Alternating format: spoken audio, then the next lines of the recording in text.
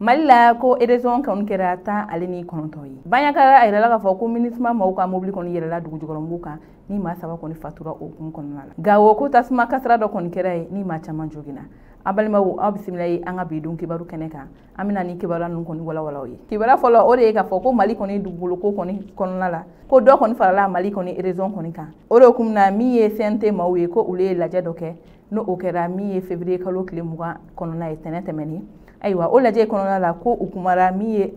découpage administratif ko ye. Ayiwa o ko kɔni na ko u ye vote kɔni kɛ u ni ɲɔgɔn cɛ. O vote kɛnɛ ka yira la ka fɔ ko CNT membre mun votera ko olu kɔni bɛ taa fo 227 kɔni bɔ ɲɔgɔn kɔ kɔni la. A yira la ka fɔ ko maa kelen kɔni bɛ yen nɔ ale y'a yɛrɛ minɛ ale kɔni ma vote. Ayiwa o baara ninnu de hukumu kɔnɔna la ko sɛbɛn kɔni bɔra ka min ye découpage administratif ye ka yira ka fɔ ko Mali kɔni jamana la ko min ye région ye ko o kɔni ye 19 ye.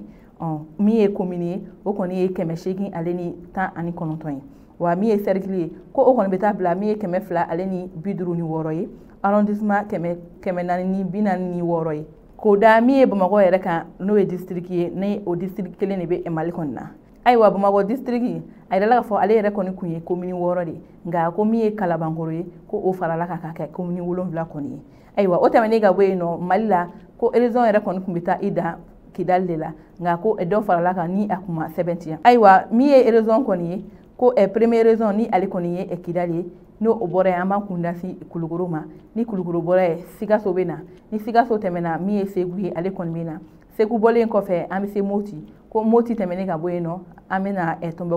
Tombouctou bɔlen an bɛ taa Gawo ni Gawo tɛmɛna an bɛ na Kidali. O tɛmɛnen ka bɔ yen nɔ élection kura minnu farala ni région 8 kɔni kan o de ye ka fɔ Tawudeni, Menanka, Nioro, Kita, Dioila, Nara, Buguni, Kucala, San, Douanza ale ni Banyakara. Ayiwa a yira la ka fɔ ko ni région 19 bɛɛ lajɛlen ko u bɛɛ lajɛlen n'u cercle don u bɛɛ lajɛlen n'u commune don. Wa min yɛrɛ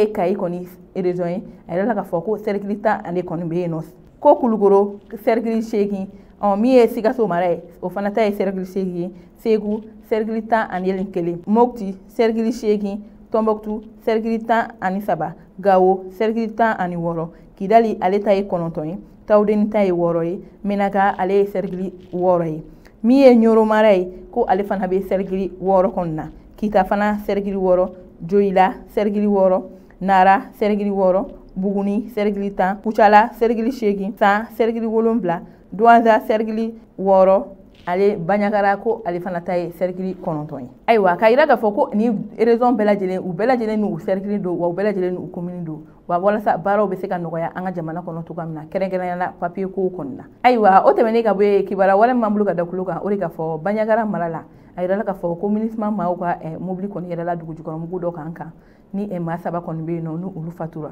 Ayiwa kibara minnu sera ma olu y'a yira ka fɔ ko tarata don min kun ye février kalo tile 21 ye ko Banyakara fan fɛ ko MINUSMA maaw kɔni ka baara kɔni hukumu kɔnɔna la a yira la ka fɔ ko olu ka mobili kɔni yɛlɛla dugu jukɔrɔmɔgɔw kɔni kan ni maa 3 kɔni fatura min ye maa 5 ye olu kɔni jogina kosɛbɛ. Ayiwa ko maa 3 minnu bɛ yen nɔ n'u olu kɔni fatura ko olu bɛɛ ye Sénégali finitigi minnu bɛ MINUSMA la ko o bɛɛ ye o de ye. Ayiwa a yira la ka fɔ ko nin yɔrɔ kofɔlen na MINUSMA maa minnu kɔni bɛ yen nɔ ko a caman ye Sénégali yɛrɛ kɔni finitigi ye n'u olu b'an fɛ yen MINUSMA kɔni na. Ayiwa ni waleya in kɔni tɛmɛnen ka bɔ yen min ye MINUSMA maaw kɔni ye u ye bataki bɔ bataki min kɔnɔna la olu ka nisɔngoya kɔni yira ka yira ka fɔ ko olu dusukasilen don kosɛbɛ u tɔɲɔgɔn ninnu ka saya kɔni na sabula ko u nana u ka baara hukumu de kɔnɔna la ko ni gɛlɛya in kɔni y'u sɔrɔ o de hukumu na k'u bɛ tasibila kɛ k'a lase u somɔgɔw ma ka yira ka fɔ ko u kelen tɛ u b'u dɛmɛ ni wagati gɛlɛya in kɔni na. Ayiwa o tɛmɛnen ka bɔ yen fana min ye MINUSMA maaw ka ni bataki ye u y'a fɔ ko olu kɔni nin tɛna kɛ sababu ye ka olu kɔni fari faga u ka baaraw kɔni hukumu na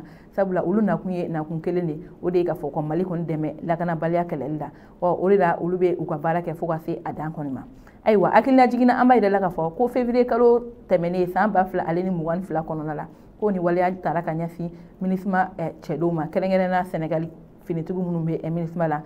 dugu dɔ la ni ale yɛrɛ kɔni ni sewale tɛ tɛmɛ kilomɛtiri 7 kan ko MINUSMA maa kelen kɔni bɛ yen nɔ ni o ye Sénégali finitigi ye ko o fatura wa maa 10 kɔni bɔ ɲɔgɔn kɔ olu kɔni jogina ko o sɔrɔla siraba ka kasara kɔni fɛ. Hali bi ni hukumu kɔnɔna la a yirala ka fɔ ko kabini MINUSMA maaw kɔni sera Mali la fo ka n'a bila bi la n'o o kɔni kun ye san 2013 ye ko MINUSMA maa minnu bɛ yen nɔ n'olu fatura Mali kɔnɔ ko o ye maa 200 ale ni 90 ani kɔ ye ayiwa an bɛ dugawu de kɛ ala ka badabada dali nɔgɔya ni mako filɛ ninnu kɔni ayiwa o tɛmɛnen ka bɔ ye kibara kuncɛla kibara min b'an bolo ka dɔ kulo kan o de ka fɔ Gawo mara la ko tasuma ka kasara dɔ kɔni kɛra ni maa caman kɔni bɛ yen nɔ n'u joginna ayiwa kibara minnu sera ma olu y'a yirana ka fɔ ko février kalo tile 20 kɔnɔna la Gawo kin dɔ bɛ yen ni ale tɔgɔ Alijana Baga ko Gawo kin dɔ kɔni bɛ yen nɔ ni ale tɔgɔ Alijana Baja ko o kin kɔnɔna la ko tajiso dɔ kɔni bɛ yen nɔ ko tasuma kɔni wulila o la ayiwa ko tasuma in kɔni wulila o la ko o kɛra tiɲɛniba ye sabula yen minɛn bɛɛ lajɛlen kɔni tiɲɛna wa maa minnu kun bɛ yen nɔ ko maa caman kɔni bɛ yen nɔ olu kɔni joginna ayiwa ko maa minnu joginna olu kɔni taara ka taa n'u ye kɛnɛyaso la wa ko tuma min na tasuma in kɔni wulila ko ci bilara Gawo kɔni sapeur pompier ma ne olu senfa ani kin kɔnɔ mɔgɔw yɛrɛ ka wuli ka se ka tasuma in kɔni kunbɛn a kana kɛ tiɲɛni wɛrɛ ye ayiwa o de hukumu kɔnɔna la a yirala ka fɔ ko olu kɔni sera ka tasuma in faga nka ko sɛgɛsɛgɛliw kɔni bɛ ka kɛ sabula maa t'a dɔn min kɛra sababu ye ka tasuma in wuli nin yɔrɔ kɔfɔlen kɔni na ayiwa an balimaw ni ne kɔni kun ye an ka bidon kibaru ye ka da kulo kan aw ni ce aw ka kuma la